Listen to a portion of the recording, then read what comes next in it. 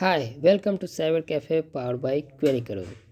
देखिए आज हम इस वीडियो में आपको गाइड करेंगे कि किस तरह से कास्ट सर्टिफिकेट अप्लाई करते हैं। अगर आप एक बिहार के निवासी हैं, मीन्स बिहार में रहते हैं और आपको एक कास्ट सर्टिफिकेट अप्लाई करना है, जाति प्रमाण पत्र अप्लाई करना है, तो कैसे करेंगे। तो उसके लिए सबसे पहले हम आपको ओवरव्यू देंगे। आज प्रैक्टिकल नहीं करेंगे, सिर्फ हम आपको ओवरव्यू पूरा डिटेल स्टेप बाय स्टेप समझाएंगे। हालांकि किसी भी यूट्यूब पे ये वीडियो इस तरह का नहीं अवेलेबल है। हालांकि 1 साल के बाद मीन्स काफ़ी अच्छे से ऑब्ज़र्व किए हैं और चीज़ों को अच्छे तरह से ढाल कर इस वीडियो को बनाया जा रहा है। तो सबसे पहले चलिए कि क्या है ओवरव्यू और पूरा कंप्लीट डिटेल भी देखेंगे।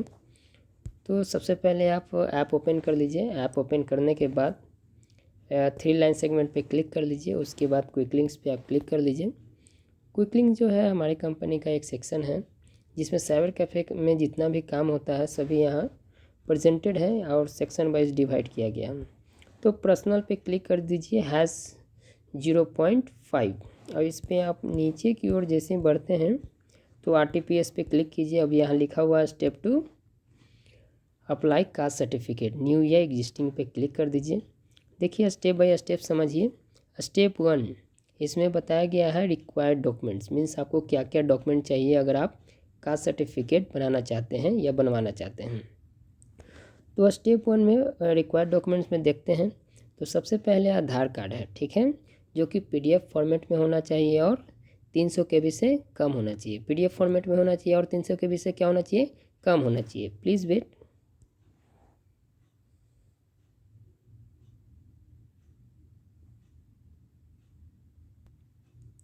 कंटिन्यू। सो आधार कार्ड होना चाहिए और क्या होना चाहिए, PDF फॉर्मेट में होना चाहिए। पहले क्या होना चाहिए कि PDF फॉर्मेट में होना चाहिए, साथ ही साथ वो 300 KB से कम होना चाहिए। कितना होना चाहिए, 300 KB से कम होना चाहिए। 300 KB से क्या होना चाहिए, कम होना चाहिए। Please wait.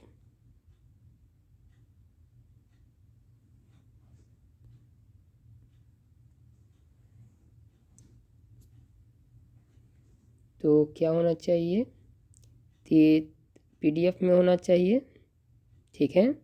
साथ ही साथ वो क्या होना चाहिए, PDF का जो फाइल है वो 300 KB से कम होना चाहिए।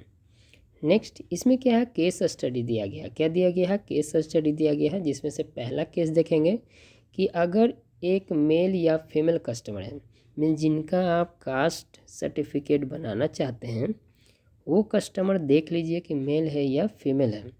अगर वो मेल या फीमेल है और 18 साल से क्या है, नीचे है, 18 साल से क्या है, कम है, उस केस में आधार कार्ड जो है किनका किनका अटैच होगा वो देख लीजिए। तो उस केस में क्या है कि कस्टमर्स का आधार कार्ड लगेगा, साथ ही साथ कस्टमर के पिताजी का आधार कार्ड लगेगा, मीन्स ये लगेगा और ये लगेगा। देख लीजिए, फिर से समझते हैं। कस्टमर का आधार कार्ड लगेगा, चाहे वो मेल हो या फीमेल हो, और उनके पिताजी का आधार कार्ड अटैच होगा। मीन्स इस केस में आधार कार्ड दोनों का अटैच होगा, कस्टमर का भी होगा और मीन्स उनके पिताजी का होगा, उनके बच्चे का होगा, मीन्स जिनका बन रहा है उनका होगा और उनके पिताजी का होगा। तो ये दोनों अटैच होकर एक PDF बनेंगे। लेकिन ध्यान रखिएगा कि PDF का साइज जो होना चाहिए 300 KB से अधिक नहीं होना चाहिए। अगर मान लीजिए केस टू की ओर आते हैं। अगर मान लीजिए कि एक मेल है जो कि शादीशुदा हो या शादीशुदा ना हो, लेकिन 18 साल से ऊपर हो, क्या है, 18 साल से ऊपर हो, उस केस में कस्टमर का आधार कार्ड ही काफ़ी है, उनके पिताजी का आधार कार्ड नहीं लगता है।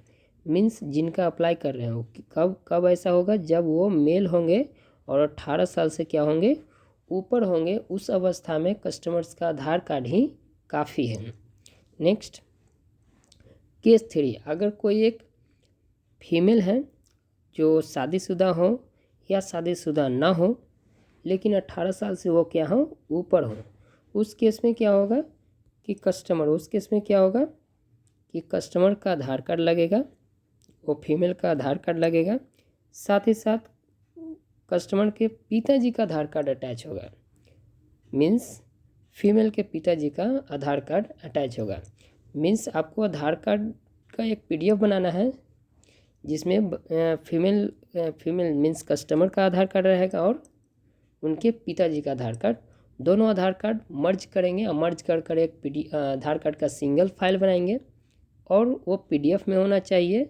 साथ ही साथ फिर से बोल रहे हैं कि 300 KB से कम होना चाहिए। तो ये था पहला डॉक्यूमेंट। केस वाइज देख लीजिएगा कि आपके साथ किस तरह का केस है। केस 1 में हमने बताया कि एक फीमेल हो या मेल हो जो 18 साल से नीचे हो तो उनका आधार कार्ड उनके पिताजी का आधार कार्ड अटैच होगा, मर्ज कर एक फाइल बनेगा जो कि 300 KB से कम होना चाहिए। दूसरे केस में हमने बताया कि मेल हो जो 18 साल से ऊपर हैं या शादीशुदा हैं या शादीशुदा नहीं हैं, उस पर निर्भर नहीं करता है, सिर्फ उनका ही आधार कार्ड का PDF बनेगा और जो कि 300 KB से कम होगा। तीसरे केस में हमने बताया कि फीमेल हैं जो 18 साल से ऊपर हैं, चाहे शादीशुदा हो या शादीशुदा ना हो, उनका आधार कार्ड और उनके पिताजी का आधार कार्ड, दोनों का आधार कार्ड मर्ज होगा और मर्ज करने के बाद एक सिंगल PDF फाइल बनेगा जिसका 300 KB से कम होना चाहिए, अधिक नहीं होना चाहिए। नेक्स्ट स्टेप 1 में सेकेंड डॉक्यूमेंट की जो आवश्यकता है वो है passport size photo. Self attested photo होना चाहिए। कैसा फ़ोटो होना चाहिए? सेल्फ अटेस्टेड होना चाहिए। सेल्फ अटेस्टेड का अर्थ है खुद से साइन किया हुआ या खुद से थंब इम्प्रेशन किया हुआ, उसको बोलते हैं सेल्फ अटेस्टेड। मीन्स वो व्यक्ति अपने ही प्रेजेंस में उस फोटो को अटैच कर रहे हैं, उसको बोलते हैं सेल्फ अटेस्टेड। साथ ही साथ वो जो फ़ोटो होना चाहिए वो JPG फॉर्मेट में होना चाहिए। इसके अलावा एक चीज़ का और ध्यान देंगे कि 50 KB से कम होना चाहिए। कितना कम होना चाहिए? 50 KB से कम होना चाहिए। चलिए नेक्स्ट, इसमें भी कुछ केस स्टडी दिया गया है जो कि आपको देखना है। केस नंबर 1, वो जो पासपोर्ट साइज़ फ़ोटो है किस किस में सिग्नेचर चाहिए, किस किस अवस्था में सिग्नेचर नहीं चाहिए, वो देखेंगे। तो केस नंबर 1 इसमें बताया गया है कि अगर एक मेल या फीमेल कस्टमर है जो 18 साल से कम है, एक बच्चा है या बच्ची है जो 18 साल से क्या है? कम है, उस अवस्था में अगर बच्चा है तो दाएं हाथ का जो अंगूठा होता है, अंगूठा, उसका ब्लू इंक पर रख कर इम्प्रेशन, मीन्स जैसे आपको ब्लू इंक पैड होता है उस पर आपको राइट हैंड मीन्स दाएं हाथ का जो अंगूठा होता है,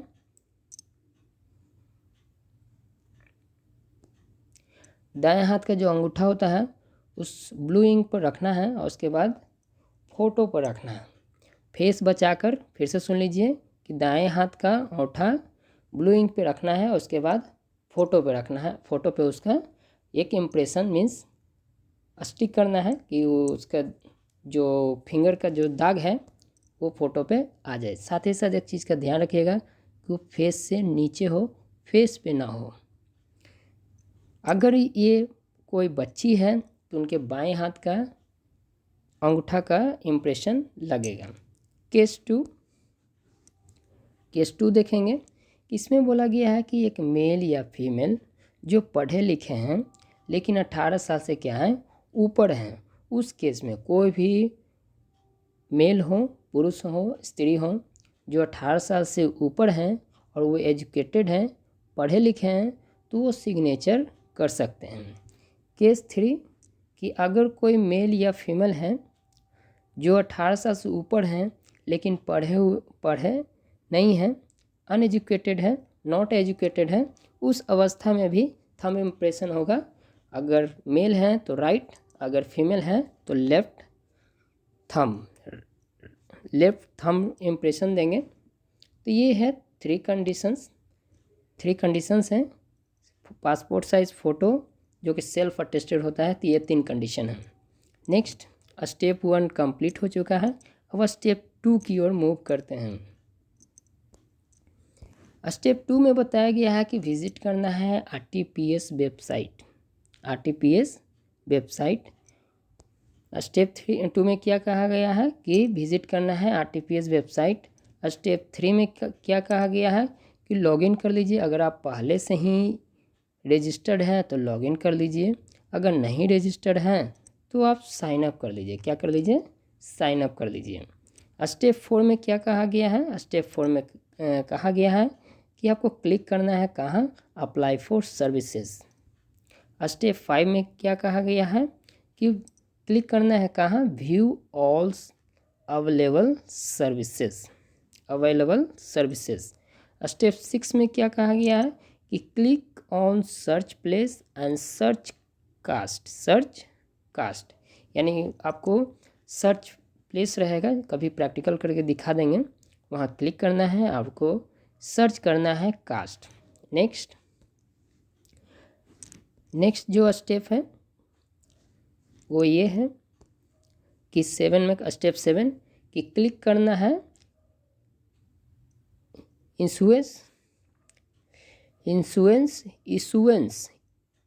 issuance of caste certificate at RO level. Means issuance है पे क्लिक करना है, issuance of caste certificate at RO level. इस पे जो है आपको क्या करना है? क्लिक करना है। क्लिक करने के बाद नेक्स्ट जो आपका स्टेप है वो है step 8, fill all the details. मैं जो भी डिटेल्स हैं वो आपको फिल करना है। इसमें भी केस स्टडी है, केस वाइज फिल करना है। तो केस वाइज देखेंगे। केस 1, अगर एक मेल है जो कि 18 से ऊपर हो या नीचे हो तो उनका जो आधार पे जो एड्रेस रहेगा वो address permanent and present address में फिल किया जाएगा। केस 2, इसमें बताया गया है कि अगर कोई फीमेल है जो शादीशुदा नहीं है तो उनका एड्रेस जो परमानेंट और प्रजेंट एड्रेस होगा वो आधार पे जो मेंशन है वही एड्रेस रहेगा।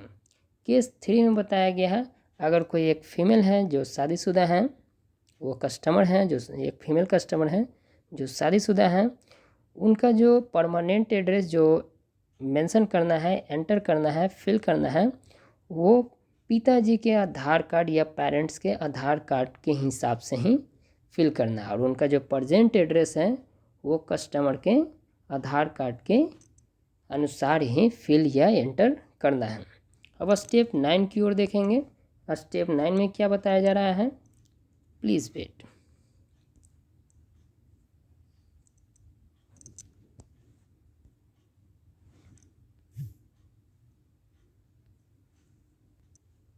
Sorry, continue. स्टेप 9 में क्या बताया गया है? स्टेप 9 में बताया गया है कि अटैच करना है फ़ोटो, वो फ़ोटो जो पासपोर्ट साइज़ है, सेल्फ अटेस्टेड है।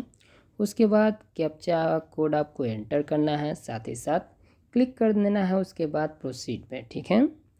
नेक्स्ट स्टेप 10 देखेंगे। इसमें क्या कहा गया है कि cross check the fill details and click attach annexure. Means आपको जो डिटेल फिल किए हैं उसको एक बार देख लीजिए कि कहीं मिस्टेक या गलती नहीं है। और उसके बाद जैसे ही आप चेक करते हैं कि नहीं सही है तो आप अनेक्शर पे क्लिक करिए, अटैच अनेक्शर पे क्लिक कीजिए। स्टेप 11 देखेंगे। स्टेप 11 में क्या बताया जा रहा है कि अटैच या अपलोड करना Aadhaar card and click on submit. तो जैसे ही आप अनेक्शर पे क्लिक करते हैं तो आपको नेक्स्ट जो आता है वो अपलोड करने के लिए आधार कार्ड। आप जो आधार कार्ड बनाए हैं या सिंगल बनाए हैं वो डिपेंड करता है केस पे कि क्या केस बन रहा है कस्टमर के साथ, या सिंगल है या मर्ज है, यानी एक से अधिक आधार कार्ड को मर्ज करके एक सिंगल डॉक्यूमेंट बनाया गया है। वो जो भी बनाया है आप यहाँ अपलोड कर दीजिए। उसके बाद सबमिट अनेक्शर पे क्लिक कर दीजिए। नेक्स्ट स्टेप 12 देखेंगे जिसमें बोला गया है कि सबमिट पे आप क्लिक कर दीजिए। नेक्स्ट स्टेप 13 देखेंगे। इसमें बोला गया है कि download receipt and take print out. एक रिसिप्ट जनरेट होता है कि आवेदन जो भी आप दिए हैं वो जनरेट होता है, उसको क्या कर लीजिए, उसको आप क्लिक कर लीजिए, क्लिक करके उसको डाउनलोड कर लीजिए उसको, और एक प्रिंट आउट कर लीजिए आप। साथ ही साथ जैसे आप प्रिंट आउट करते हैं तो आप स्टेप 14 में हैंड ओवर कर दीजिए। जो प्रिंट आउट लिए हैं, जो किए हैं, वो एक प्रिंट आउट अपने कस्टमर को आप दे दीजिए।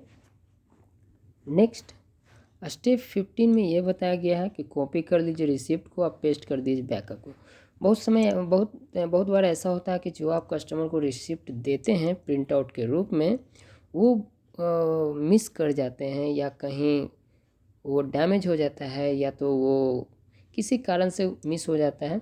तो उस अवस्था में आपको क्या करना है, रिसिप्ट को कॉपी कर लेना है और अपने ही डेटाबेस जो आप बैकअप जहाँ रखते हैं उसको आपको क्या करना है, पेस्ट कर देना है। नेक्स्ट